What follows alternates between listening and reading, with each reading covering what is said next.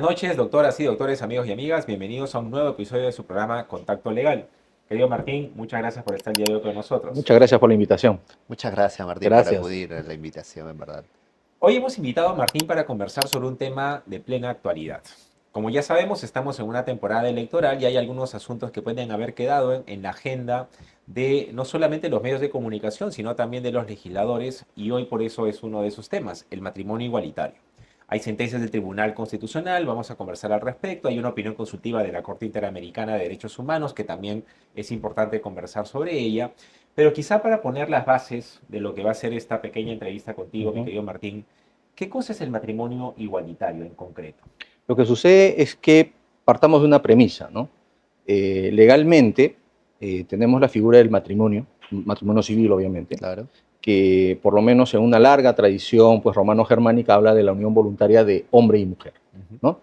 Y digamos que en buena parte de los países del mundo, por lo menos los que abrazan esa tradición romano-germánica, la definición legal de matrimonio que permite celebrar este matrimonio civil genera una serie de derechos, deberes y obligaciones entre los cónyuges, ¿no? Partiendo de esa base, es que a lo largo de los años, y por lo menos los últimos 30, 40 años, ha cobrado vigencia esta necesidad de regular las uniones entre personas del mismo sexo, Correcto. ¿no? Entonces, allí lo que ocurre básicamente es que algunos países como España, por ejemplo, han recurrido a una modificación a nivel constitucional y luego a nivel del Código Civil para dar una definición legal de matrimonio que no hace distingo entre la celebración de personas de distintos sexos, sino habla básicamente en que los hombres y las mujeres tienen derecho a celebrar matrimonios, Correcto. ¿no? Y entonces el Código Civil habilita en España que existan uniones entre hombres y mujeres, entre hombres y hombres y mujeres, no hay ningún problema, ¿no? Entonces allí digamos que no hay ningún problema en que la definición de matrimonio abarca estas uniones, ¿no? Entre personas del mismo sexo. Pero en otros países que no se da esta situación por una serie de factores, porque son muy tradicionalistas, porque hay, digamos, una serie de factores sociales que no permiten este tipo de uniones, una modificación legal de este tipo, es donde se hablan de espacios legales en los que se permita cierto tipo de protección legal con los efectos similares a los de un matrimonio, ¿no? Y entonces tienes, por ejemplo, aquí el tema del matrimonio igualitario, o como ocurrió en el caso del Perú, que se trató el tema de la unión civil, ¿no? Entonces, yo creo que hay que distinguir esos temas. El matrimonio igualitario básicamente habla de un espacio legal en el que se permita un reconocimiento de las uniones entre personas del mismo sexo y que genere efectos similares a los de un matrimonio, pero sin que sea equiparado al matrimonio civil que conocemos, que se sigue concibiendo como la unión entre hombres y mujeres, ¿no? Personas de distinto sexo. En el caso de la unión de hecho, el tema era un poco más restringido porque se limitaba solamente a brindar a estas uniones de hecho protecciones de tipo patrimonial y protecciones de tipo sucesorio, pero excluía un elemento adicional de las consecuencias de la unión matrimonial, que es, por ejemplo, los temas de filiación, ¿no? Que es un tema muy sensible, por lo menos en una sociedad como la nuestra, ¿no? Entonces, un poco para resumir la respuesta, el matrimonio igualitario persigue que uniones de personas del mismo sexo tengan los mismos efectos legales del matrimonio, pero digamos que esto no cala en todas digamos, las realidades, y por eso es que se permite, en algunos casos, buscar espacios un poco más restringidos, pero que priorizan determinado tipo de protección como la patrimonial y la sucesoria, ¿no? Pasaremos luego seguramente a conversar sobre las razones jurídicas que hay a favor y en contra, pero quizá primero podrías explicarnos, porque decías muy bien que en el caso español se han hecho modificaciones y que hay legislaciones que no lo permiten. Exacto. En el caso peruano, el artículo constitucional, que si mal no recuerdo es el 8, ¿no? Que regula el matrimonio. El 4 y 4, ¿no? El 4. ¿Permite o no? Porque según también recuerdo, el Tribunal Constitucional más bien se sirve del Código Civil para alimentar la Constitución y no el ejercicio contrario, que la Constitución vaya al derecho inferior. Entonces, en el caso peruano, nuevamente, ¿se permite desde la interpretación de la propia Constitución un matrimonio igualitario o no? Es que también el componente adicional que es subjetivo es quiénes interpretan la Constitución. No, correcto. ¿Cierto? Porque la Constitución lo que te dice es que el Estado protege la familia y protege, ¿no? Y que da un derecho a que las personas celebren matrimonios, ¿no? Que puedan contraer matrimonios, ¿no?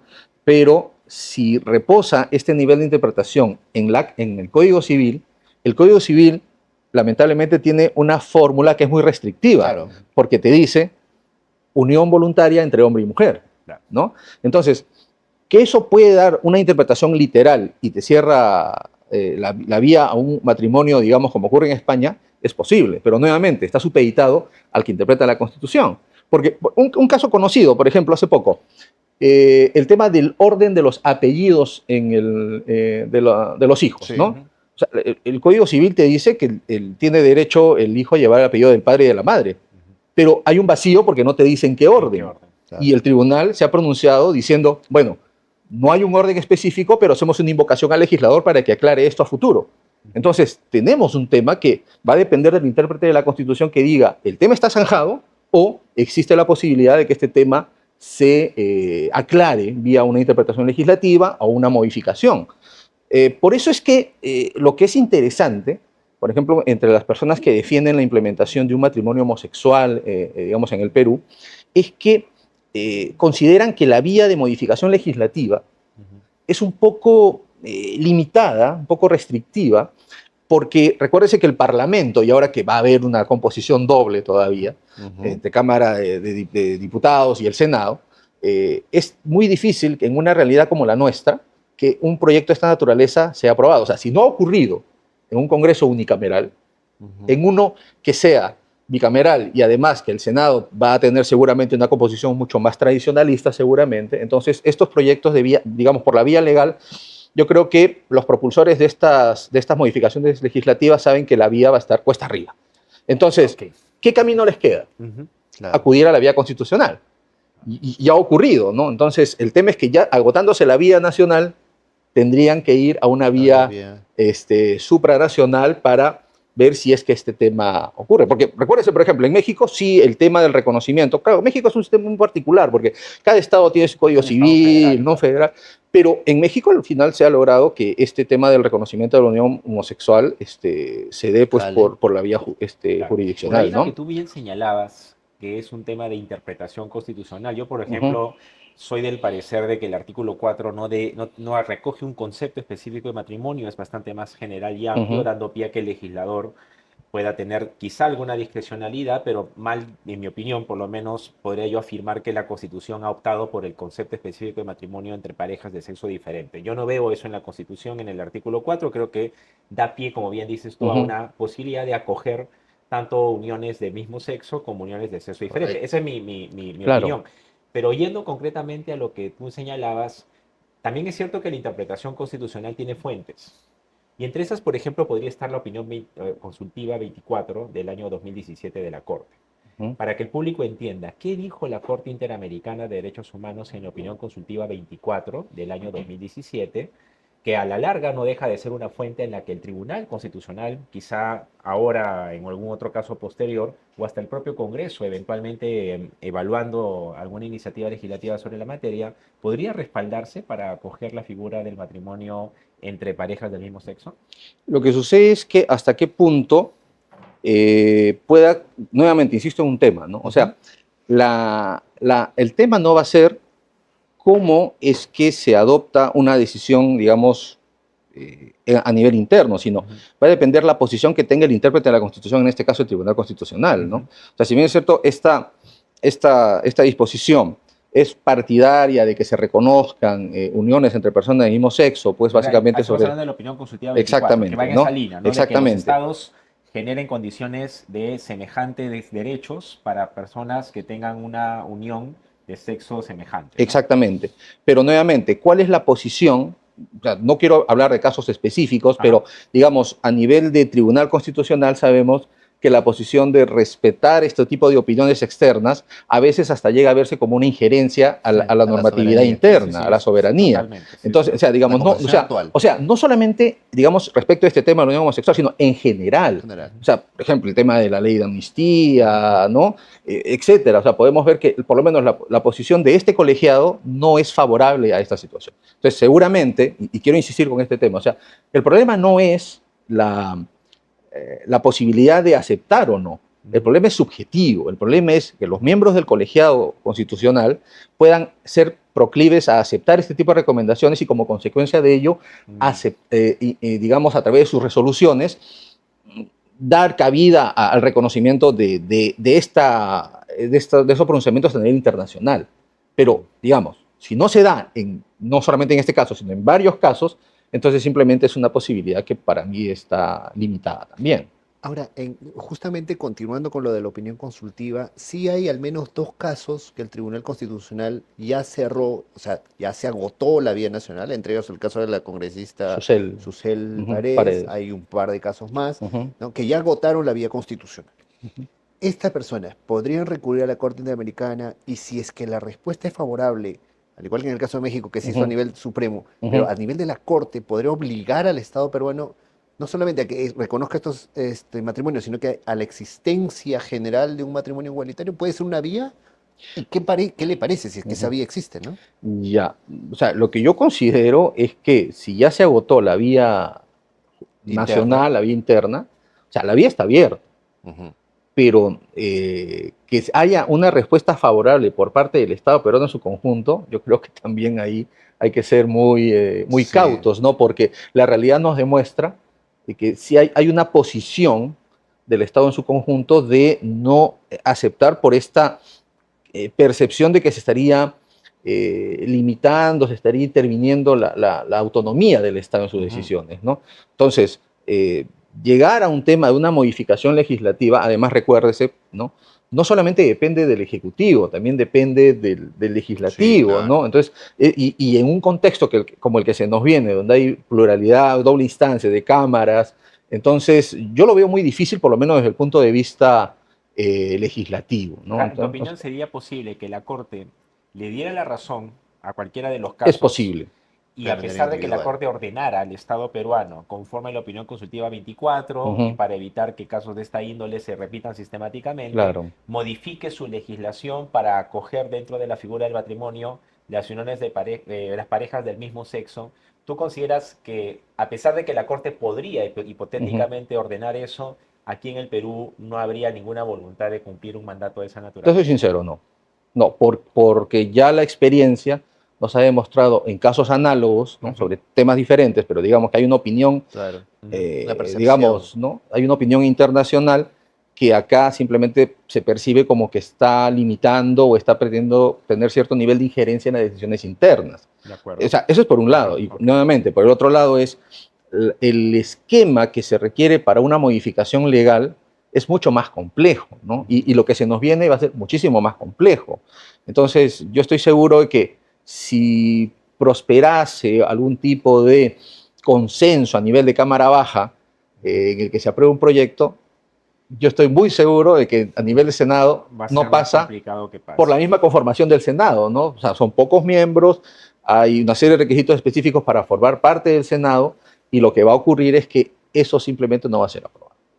Ahora, siguiendo este razonamiento, puede ser desesperanzador para las personas que nos están siguiendo y que naturalmente con miras a un nuevo Congreso quizá albergaban un espacio pequeño de esperanza de que esto se pudiera formalizar. Claro. Tú como abogado que conoces este tipo de casos vinculados, relacionados, ¿qué caminos tienen las personas que tienen esta unión y que buscarían en algún momento lograr formalizarlo? Mira, en las clases que yo dicto, en los que ha surgido básicamente este tipo de problemática, la preocupación de las personas, más que el reconocimiento de un matrimonio, digamos, con todas las de la ley, básicamente está dada por un nivel de protección legal. Porque, seamos honestos, ¿no? O sea, el derecho, ¿cuál es la principal función del derecho? Regular la realidad. Pero, y esto es algo que a mí me explicaron en mi época de estudiante, más de 30 años, es que el derecho rara vez acompaña la realidad, siempre va 2 pasos atrás. Pero eso no significa de que se le quite esta función de regular lo que ocurre en la realidad. Entonces, hay que reconocer que existen uniones homosexuales y hay que reconocer que hay un nivel de desprotección jurídica, ¿no? Entonces, yo creo que sin necesidad de ir a un tema de buscar una regulación idéntica a la del matrimonio, podría trabajarse por etapas, el hecho de por lo menos lograr, por un tema de equidad, ¿no?, de reconocimiento de estas uniones que se dan en la realidad, una protección de naturaleza patrimonial y un reconocimiento de naturaleza sucesoria, ¿no? Porque, o sea, pongamos un ejemplo. Si tenemos una pareja homosexual a la fecha y que viven juntos y que adquieren un patrimonio y que hacen un proyecto de vida en común y fallece, a nivel sucesorio no hay nada. protección. Claro. A nivel patrimonial, si no han tomado, digamos, la previsión de comprar en copropiedad y está a nombre de uno de los miembros de la pareja, Claro. heredan los herederos del fallecido. Claro. Entonces, no hay un nivel de protección y esto sí me parece que es algo que el derecho tendría que regular. Entonces, yo creo que lo que podría hacerse una es suerte de poco a poco, escalonado. Progresivo. Escalonado. Es decir, por un tema de equidad, no se puede negar una protección jurídica a todas las personas, porque no estaríamos frente a un tema de discriminación. O sea, yo pienso eso. Okay. Entonces, yo creo que todos nosotros como ciudadanos tenemos derecho a una protección jurídica sobre el tema patrimonial, sobre el tema de derechos sucesorios, yo creo que sí. Pero sería todavía parcialmente vulneratorio, digamos, pero es un avance. Exactamente. Políticamente. Porque, digamos, si se va directamente a pretender un proyecto legislativo pues, que equipare, entonces, digamos, las condiciones no son No favorables. Pero digamos, yo lo otro sí. tiene menos resistencia, ¿no? Hay Exactamente. incluso los candidatos más conservadores como que todavía pueden pensar el asunto. Por eso, insisto, o sea, es un tema de equidad, de que ¿qué limitaría brindar una protección legal a este segmento de la población que existe en la realidad, que tiene ese tipo de relaciones y que necesitan protección jurídica a nivel de bienes y a nivel de sucesión? O sea, porque si no estaríamos frente a un evidente caso de desprotección. Y entonces allí sí me parece, por lo menos en ese contexto, que tendrían la posibilidad de lograr algún tipo de modificación legislativa o algún tipo de protección si es que van a ser judicial, ¿no? Correcto. Pero, como sí les comenté al inicio, ¿no? O sea, el tema que sí puede generar algún tipo de obstáculo por la misma naturaleza de la sociedad peruana es el tema, por ejemplo, de la afiliación, Claro. ¿no? Que es una consecuencia que se da en un matrimonio, digamos, normal, ¿no? Donde pueden adoptar hijos, pero que, digamos, hay un sector de la población que rechaza esta Podría ser posibilidad, porque es un incluso tema álgido, ¿no? No, pero también podría ser hasta independiente. O sea, Exactamente. No necesariamente hay, digamos, esta relación de causa-efecto, ¿no? La gente no tendría por qué asumir que porque se dé el paso del matrimonio igualitario, necesariamente se va a abrir la otra puerta. Como dices tú, esto es una cuestión que puede ir incluso escalonada. Lo digo porque a veces sale el argumento de, Sí. ahora se les va a permitir contraer matrimonio, entonces mañana más tarde también se les va a permitir adoptar. Cosa con la que yo no comparto la idea de que Ajá. se les impida adoptar tampoco, Ajá. así como estoy de acuerdo con que se puedan casar. Pero El ajá. argumento de si se les va a permitir adoptar como consecuencia de lo primero, juega a veces lamentablemente en contra para que por lo menos lo primero se acepte, si quieren, de que se Exactamente. puedan casar. Ya, porque es un tema de percepción también. O sea, por ejemplo, yo coincido contigo, ¿no? O sea, hay muchas personas que rechazan la posibilidad de que una pareja homosexual pueda Sí. Adoptar, porque dicen, uy, ¿qué pasa con la identidad sexual del menor, etcétera? Hablan inclusive, pues, de que es posible de que hasta se atente contra, que hasta puedan ser violados, etcétera, ¿no? Sí. Pero si hablamos estadísticamente, la mayoría de casos de abuso contra menores son heterosexuales, ¿no? Claro. Entonces, bajo esa premisa, ni los heterosexuales deberían adoptar. Exacto. O sea, es un tema, digamos, para la anécdota al final, ¿no? O sea, pero yo creo que si se habla de una situación en la que se buscan objetivos de protección jurídica, debería pensarse básicamente a nivel, por lo menos a este nivel, protección jurídica, patrimonial y sucesoria. Yo creo que con eso ya la sociedad podría brindar este nivel de protección que es necesario y que no se da, y una desprotección. Es lo que ocurrió, por ejemplo, con las uniones de hecho. Las uniones de hecho, recuérdense, ¿no? O sea, originalmente era el 90% de las normas del Código Civil que regulan familias para familias que nacen del acto matrimonial. Correcto. Punto. Se acabó. ¿Y qué pasa con las uniones de hecho? Bueno, vamos a poner una serie de requisitos y puede haber un reconocimiento, si cumple con los requisitos, las uniones de hecho propias, ¿no? Y eso da derecho, pues, a una pensión de alimentos y a una indemnización. Ya, ok.